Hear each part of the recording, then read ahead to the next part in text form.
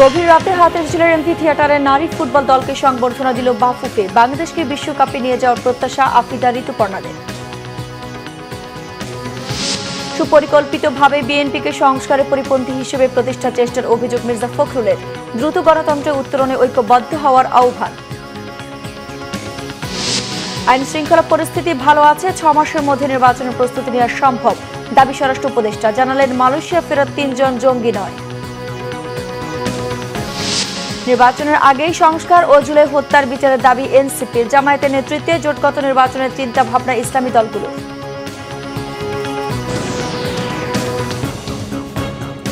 দেখছিলেন crown cement সংবাদ শিরোনাম। গভীর রাতে রাজধানীর হাতিরঝিলের এমপি থিয়েটারে সংবর্ধনা দেওয়া হলো প্রথমবার এশিয়ান কাপে খেলার যোগ্যতা অর্জনকারী বাংলাদেশ নারী ফুটবল দলকে। বাংলাদেশকে বিশ্বকাপে নিয়ে যাওয়ার প্রত্যাশা আফ্রিদা ঋতুপর্ণাদের। নারী এশিয়ান কাপ বাছাইয়ে অপরাজিত চ্যাম্পিয়ন বাংলাদেশ দল রবিবার রাত 1:30টায় ঢাকায় পৌঁছায়। সেখান থেকে তারা সরাসরি যোগ দেয় সংবর্ধনায়। আরও জানাচ্ছেন মানিক মাহমুদ। অভিনব তো বটেই, স্মরণীয় ঘটনাও গভীর রাতের এই সংবর্ধনা। রাত 3:15টার দিকে হাতিরঝিলের এমপি থিয়েটারে আলো ঝলমলে মঞ্চে প্রবেশ মিয়ানমার বিজয়ী কন্যাদের।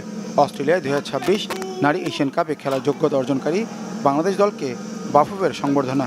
আফ্রিদা ঋতুপর্ণাদের একে একে বরণ করে নেওয়া হয় ফুলের শুভেচ্ছায়।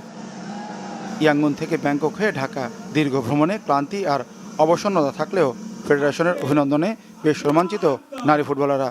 মোরা ঝঞ্ঝার মতো উদ্দাম, মোরা ঝর্ণার মতো চঞ্চল, বিদ্রোহী কবি কাজী নজরুল ইসলামের বিখ্যাত ছন্দের মতোই অদম্য তারা। দুবারের সাফজয়ী বাংলার বাঘিনীরা পেরিয়ে যেতে চায় এশিয়ার গণ্ডি। আত্মবিশ্বাস বিশ্বমঞ্চে লাল সবুজের পতাকা ওড়ানোর। আপনারা আমাদের উপর বিশ্বাস রাখবেন, আমরা আপনাদেরকে নিরাশ করব না।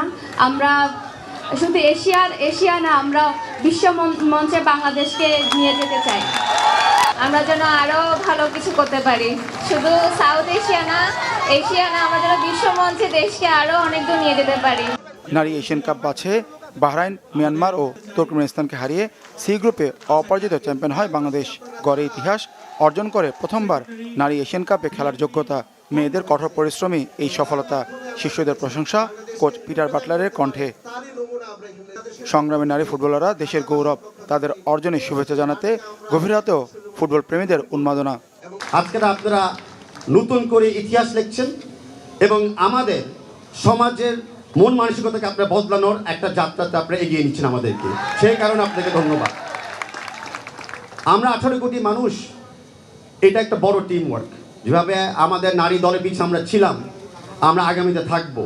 দেশে ফিরে ঋতুপর্ণা, মনিকা, রূপনা সহ কয়েকজন ফুটবলার ভুটানে লিগ খেলতে চলে যাবেন। তাই পুরো দলকে একসাথে সংবর্ধনা দিতেই এই আয়োজন। এর আগে মিয়ানমার থেকে রাত 1:30টায় ঢাকায় পৌঁছায় বাংলাদেশ নারী ফুটবল দল। বিমানবন্দর থেকে সরাসরি যোগ দেয় হাতিরঝিলে বাফুফের সংবর্ধনা অনুষ্ঠানে। মানিক মাহমুদ, বাংলা ভিশন, ঢাকা।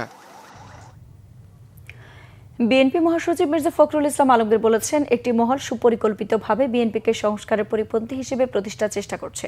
তিনি বলেন, বিএনপি গেল 16 বছর রাজপথে ফ্যাসিবাদের রক্তচক্ষু উপেক্ষা করে গণতন্ত্র প্রতিষ্ঠার লড়াই চালিয়ে গেছে।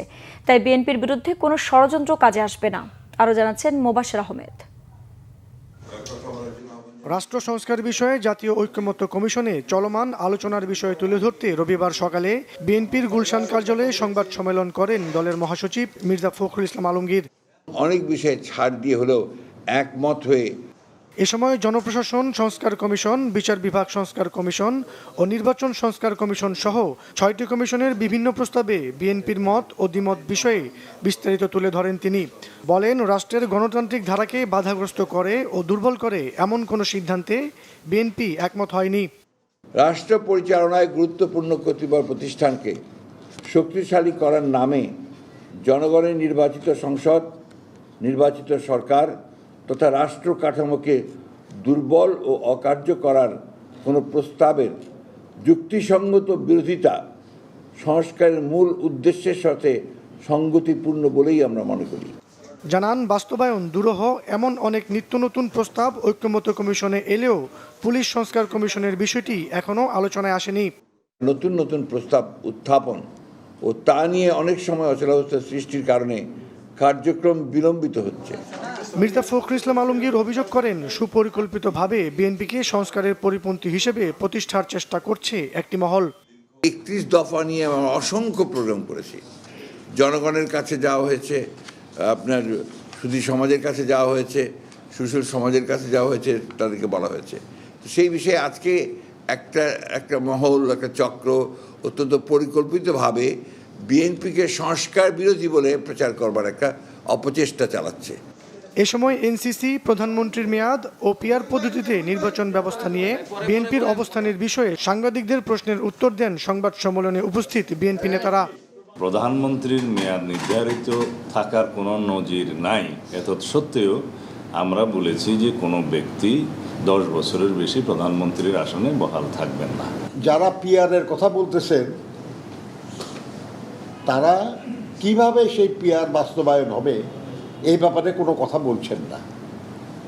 তাহলে এ সম্পর্কে একটা অস্পষ্ট ধারণাই থেকে যাচ্ছে। এক ব্যক্তির ক্ষমতা কেন্দ্রিক রাজনীতি বিএনপি সমর্থন করে না বলেও জানানো হয় সংবাদ সম্মেলনে। মুবাশশির আহমেদ, বাংলা ভিশন, ঢাকা।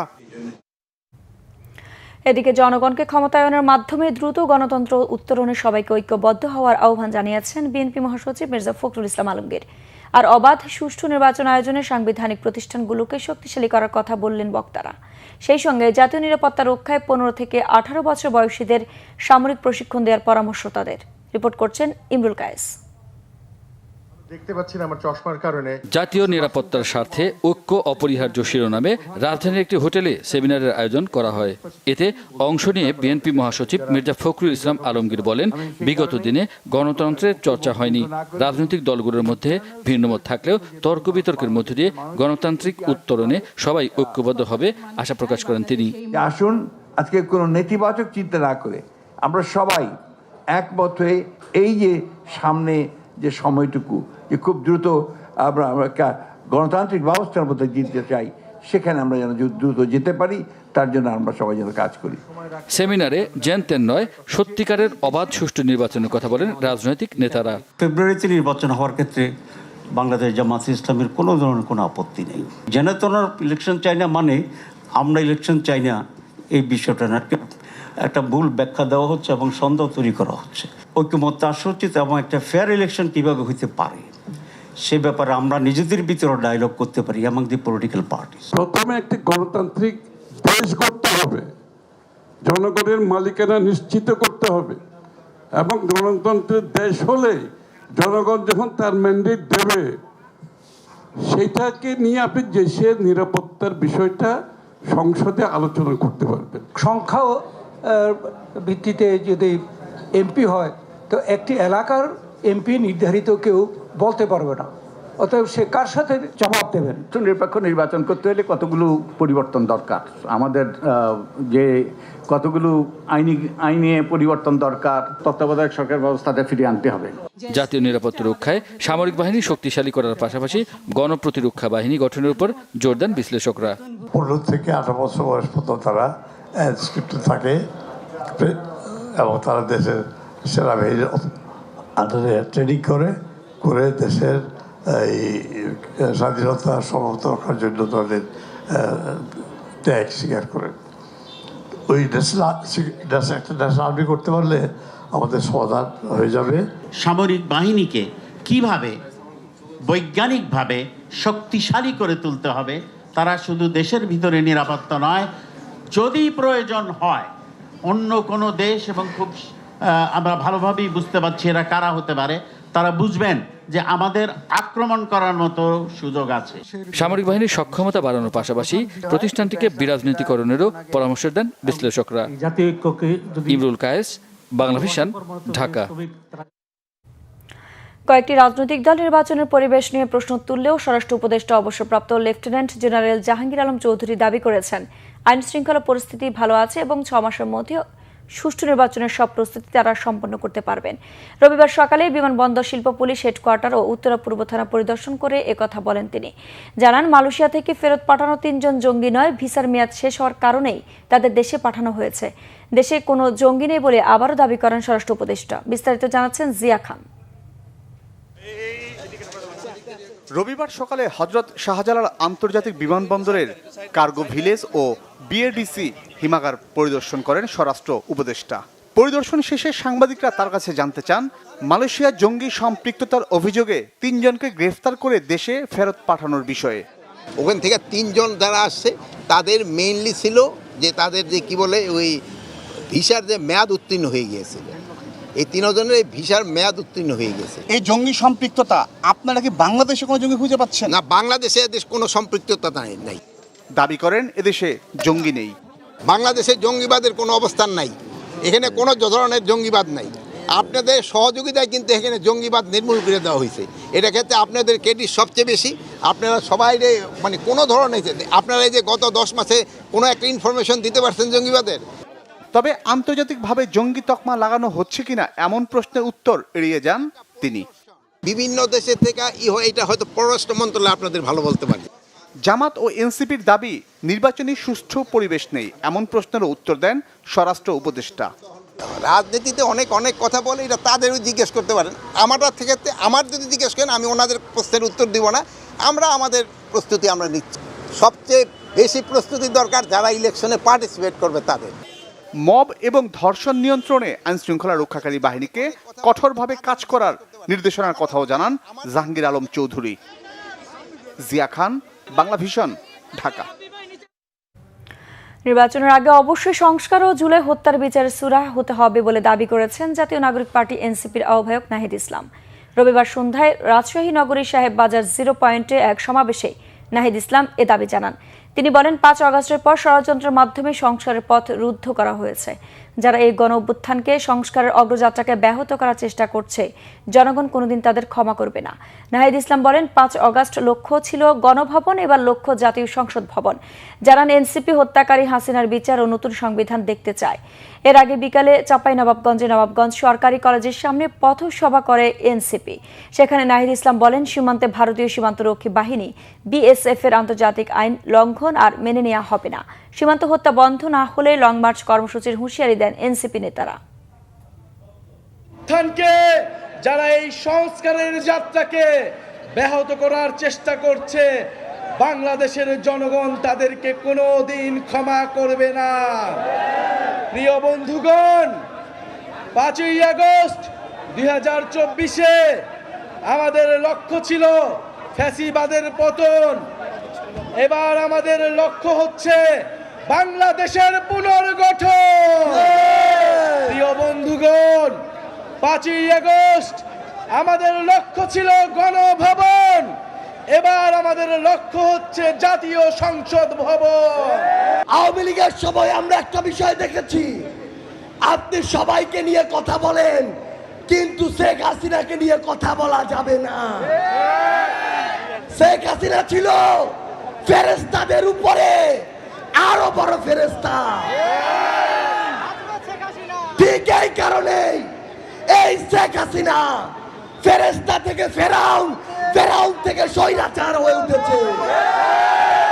আগামীর বাংলাদেশে যত বড় দল হোক, যত বড় নেতা হোক, যত বড় নেত্রী হোক, কাউকে প্রশ্নের ঊর্ধ্বে রাখা হবে না। আগামী জাতীয় নির্বাচনে জামায়াতের নেতৃত্বে জোটগতভাবে নির্বাচনের কথা ভাবছে ইসলামী সমমনা দলগুলো। নিজেদের মধ্যে ছোটখাটো বিভেদ থাকলেও ভোটের মাঠে এক প্ল্যাটফর্মে থাকতে চায় তারা। তবে তফসিল ঘোষণার পরে জোটের বিষয়ে সিদ্ধান্ত বলছে জামায়াত। ওবায়দুল্লাহ মামুনের প্রতিবেদন। হাসিনা সরকারের পতনের পর দেশের রাজনীতিতে ঘুরে দাঁড়িয়েছে ইসলামপন্থী দলগুলো। বিভিন্ন সভা সমাবেশে জানান দিচ্ছেন ভোটের প্রস্তুতি। সম্প্রতি সোহরাওয়ার্দী উদ্যানে ইসলামী আন্দোলনের মহাসমাবেশে জামায়াতের উপস্থিতি ইসলামপন্থীদের এক প্ল্যাটফর্মে আসার বার্তাও দিচ্ছে তীব্রভাবে। আগামী ত্রয়োদশ জাতীয় সংসদ নির্বাচনে ইসলামপন্থী দলগুলো জোটগতভাবে নির্বাচন করার কথাও জোরে সোরে শোনা যাচ্ছে। নিজেদের মধ্যে আদর্শিক দ্বন্দ্ব থাকলেও এক কাতারে থেকে নির্বাচন করার কথা ভাবছে তারা। ইসলামী শাসনতন্ত্র আন্দোলন বলছে গণমানুষের আশা আকাঙ্ক্ষা পূরণে আগামীতে জামায়াতের নেতৃত্বে জোটগতভাবে নির্বাচনের সিদ্ধান্ত নিয়েছেন। এখানে জামাত একটা শক্তিশালী অবস্থান তাদের আছে, তো জামাতকে বাদ দিয়ে সব ইসলামী সংগঠনগুলো এক হলেও ফলপ্রসূ নির্বাচনে রেজাল্ট আসবে এটা হয়তো হবে না, বাস্তবতা হলো এটা। তো এই বাস্তবতা তো আমাদের সবাইকে মেনে নিতে হবে। তবে ইসলামী দলগুলোর সবচেয়ে বড় প্রভাবক জামায়াত বলছে, জোট গঠনের বিষয়ে এখনও আনুষ্ঠানিকভাবে কোনো কিছু নির্ধারণ করেনি দল। তফসিল ঘোষণার পর এ বিষয়ে সিদ্ধান্ত নেওয়ার কথা জানালেন নেতারা। ইলেকশনের টাইম ফ্রেম যখন ঘনিয়ে আসবে তখন এটা দৃশ্যমান হতে পারে। নীতিগতভাবে একটা ঐক্যমত্য প্রতিষ্ঠিত হয়েছে, এটা একটা বড় অ্যাচিভমেন্ট বা অর্জন ইসলামী দলগুলোর। এক টেবিলে বসা, একসাথে আলোচনা করা, আগামী নির্বাচনে একই ওনারা যেটা বা আমরাও বলছি একই বক্সে ইসলামী ভোট, ইসলামী মানা সমমানা দলগুলোর ভোটগুলো যাওয়া। আর কওমি মাদ্রাসা ভিত্তিক 5 থেকে 7টি সংগঠন এরই মধ্যে জোটের বিষয়ে বৈঠক করেছে খেলাফত মজলিস। তবে জামায়াতের সাথে এখনও জোট গঠনের বিষয়ে আনুষ্ঠানিকতা না হলেও ভোটের মাঠে ঐক্য করতে চায় তারা। আমাদের কওমি মাদ্রাসা ঘরানা যে ইসলামী দলগুলো আছে, এই দলগুলোকে আমরা ঐক্যবদ্ধ করব। ইতিমধ্যে আমরা 5টি দল একসাথে আছি, বিভিন্ন মিটিং করে যাচ্ছি। আরও 2টি দল ইসলামী ঐক্য জোট এবং বাংলাদেশ খেলাফত আন্দোলন, তাদের সাথেও আমরা কথা বলতেছি। আমরা যেহেতু একটা বৃহত্তর ঐক্য চাই, তো জামাত ইসলামকে বাদ দিয়ে তো বৃহত্তর ঐক্য হবে না। জোট গঠনে বেশ কিছু চ্যালেঞ্জ রয়েছে বলেও মনে করেন ইসলামপন্থী দলগুলো। ইসলামী দলের ঐক্যটা। ওবায়দুল্লাহ মামুন, বাংলা ভিশন, ঢাকা। মুসলিম বিশ্বকে সহায়তায় সামাজিক ব্যবসা গ্রহণে ইসলামী এনজিওদের প্রতি আহ্বান জানিয়েছেন প্রধান উপদেষ্টা ডক্টর মোহাম্মদ ইউনূস। গতকাল রাষ্ট্রীয় অতিথি ভবন যমুনায় বিভিন্ন মুসলিম দেশের এনজিও প্রতিনিধি দল সাক্ষাৎ করতে গেলে তিনি এই আহ্বান জানান। প্রধান উপদেষ্টা বলেন, নারী স্বাস্থ্যসেবার উপর জোর দিতে হবে। দরিদ্রদের সহায়তার উপায় হিসেবে স্বাস্থ্যসেবাকে এগিয়ে নেয়ার কথাও উল্লেখ করেন তিনি। বলেন, সামাজিক ব্যবসা এ সহায়তার বাস্তবায়নের একটি ভালো উপায়। এজন্য তিনি বিশ্বজুড়ে তরুণদের সামাজিক ব্যবসা গ্রহণ এবং উদ্যোক্তা হতে উৎসাহিত করেন। সেজন্য সাক্ষাতে এনজিও নেতারা বলেন, সাম্প্রতিক বছরগুলোতে অধ্যাপক ইউনূসের সামাজিক ব্যবসা প্রচারণা তাদেরকে নিজ নিজ দেশে একই ধরনের উদ্যোগ গ্রহণে উৎসাহিত করেছে। এনবিআর কর্মকর্তাদের আন্দোলনের জেরে বিদায়ী অর্থ বছরে অন্তত $4 বিলিয়ন পণ্য রপ্তানি কমেছে বলে দাবি করেছে দেশের ব্যবসায়ীরা। বন্দরে দীর্ঘ জট ও কাস্টমস জটিলতায় শুধু জুন মাসেই রপ্তানি কমেছে 10% বেশি। তা না হলে রপ্তানির টার্গেট অর্জন কঠিন হতো না, এমন মত রপ্তানিকারক ও ফ্রেট ফরওয়ার্ডারদের। আরও জানাচ্ছেন জিয়াউল হক সবুজ। সংস্কারের যৌক্তিক দাবিতে গেল মে ও জুন মাস জুড়ে আন্দোলনে ছিলেন এনবিআরের কর্মকর্তা কর্মচারীরা। এক পর্যায়ে সেই আন্দোলন রূপ নেয় পুরোদমে কর্মবিরতির মতো শাটডাউন কর্মসূচিতে। এ সময় হোঁচট খায় দেশের আমদানি রপ্তানি। সবচেয়ে বেশি ক্ষতিগ্রস্ত হয় পোশাক খাত। অর্থবছরের বাকি 11 মাস রপ্তানির ধারা ইতিবাচক থাকলেও জুনে প্রবৃদ্ধি কমে যায় 6.5%। এজন্য তখনকার আন্দোলনকেই দুষছেন রপ্তানিকারকরা। আমার নিজের অনেক গুডস পোর্টে আটকা ছিল, আমি 7 দিন 8 দিন 10 দিন রিলিজ করতে পারিনি। শিপমেন্ট যেটা অন টাইম দিতে পারবেন না, ডেফিনেটলি এক্সপোর্টটা আপনাকে রিফ্লেক্ট করবে না আপনার এক্সপোর্টে। তো যার ফলে এইটা 10-12 দিনে কিন্তু আপনি যদি এক্সপোর্ট টোটাল গার্মেন্টসের দেখেন, ইটস এ ম্যাসিভ। সো এইটাও প্রায় কয়েক $1 মিলিয়ন মতো ইম্প্যাক্ট করে। সো এটাও বলবো যে অনেক বড় একটা ব্যর্থতা আমাদের জন্য।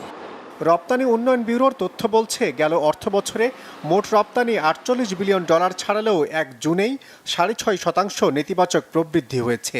আন্দোলনের জেরে বন্দরে জট না লাগলে রপ্তানি $52 বিলিয়ন ছাড়িয়ে যেত, এমন মত ফ্রেট ফরওয়ার্ডারদের।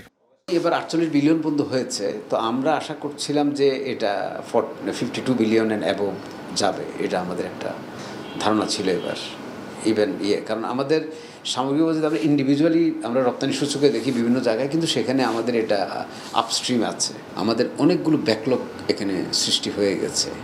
তো যার কারণেই এটার একটা সুদূর প্রসারী ইম্প্যাক্ট আমাদের ইকোনমির উপর পড়বে, এবং শুধু তাই না, পুরা অর্থনৈতিকভাবে আমরা পিছিয়ে গেছি। অর্থনীতিবিদরাও বলছেন, জুনে রপ্তানি কমার অন্যতম কারণ শুল্ক ও কর কর্মকর্তাদের আন্দোলন। জাতীয় রাজস্ব বোর্ডে যেসব ঘটনা ঘটছিল তাতে তো এক্সপোর্টও সাফার করেছে। সেই জন্যে তো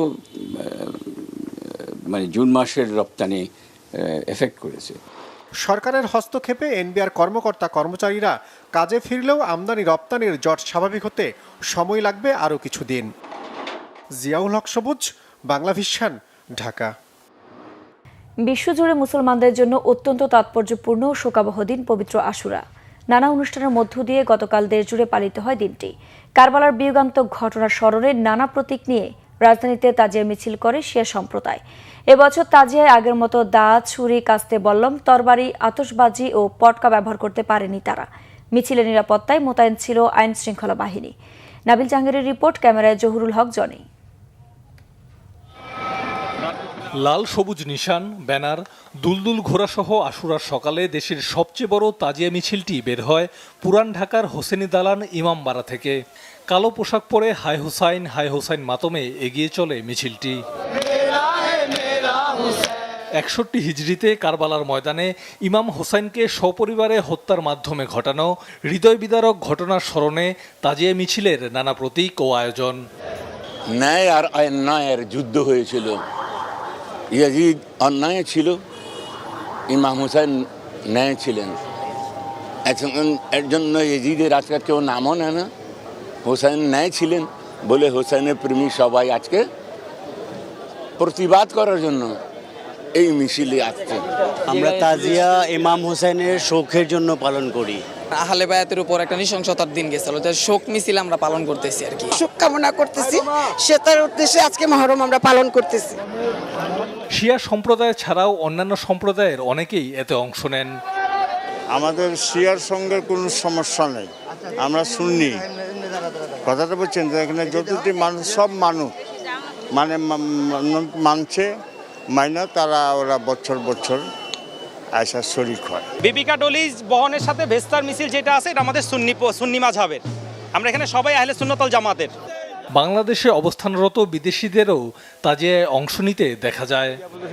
In the life of everyone, not only the Shia Muslim but everyone in the world, because Muhammad Hussein died for everyone and to show love for everyone. So that's why we come here today. Hussein or Ashura is not only the school for Muslims nor Shia, neither Sunni. This is the school for humanity. This is a school for justice that everyone pray for that. এই তাজিয়া মিছিল শুধুমাত্র শোকের মাতম নয়, সত্য ও ন্যায়ের পক্ষে ইমাম হোসেন যে লড়াই শুরু করেছিলেন সে পথে অবিচল থাকার দৃঢ় প্রত্যয়। নাবিল জাহাঙ্গীর, বাংলা ভিশন, ঢাকা।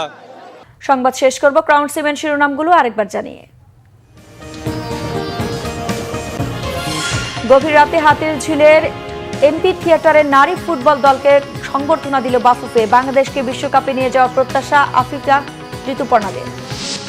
সুপরিকল্পিতভাবে বিএনপিকে সংস্কারের পরিপন্থী হিসেবে প্রতিষ্ঠার চেষ্টার অভিযোগ মির্জা ফখরুলের। দ্রুত গণতন্ত্রের উত্তরণে ঐক্যবদ্ধ হওয়ার আহ্বান। আইন শৃঙ্খলা পরিস্থিতি ভালো আছে, 6 মাসের মধ্যে নির্বাচনের প্রস্তুতি নেওয়া সম্ভব, দাবি স্বরাষ্ট্র উপদেষ্টা। জানালেন মালয়েশিয়া ফেরত 3 জন জঙ্গি নয়। নির্বাচনের আগে সংস্কার ও জুলাই হত্যার বিচারের দাবি এনসিপি। জামায়াতের নেতৃত্বে জোটগত নির্বাচনের চিন্তা ভাবনা ইসলামী দলগুলো। দর্শক ছিল এখনকার মতো, পরের সংবাদ সকাল 10টায়। এর আগে 9টায় রয়েছে নিউজ টপ 10 দেখার আমন্ত্রণ রইল। এছাড়া বাংলা ভিশন সংবাদ ও সংবাদ সংশ্লিষ্ট অনুষ্ঠান দেখতে ভিজিট করুন www.bvnews24.com ও facebook.com/banglavisionnews এবং সাবস্ক্রাইব করুন youtube.com/banglavisionnews। ধন্যবাদ।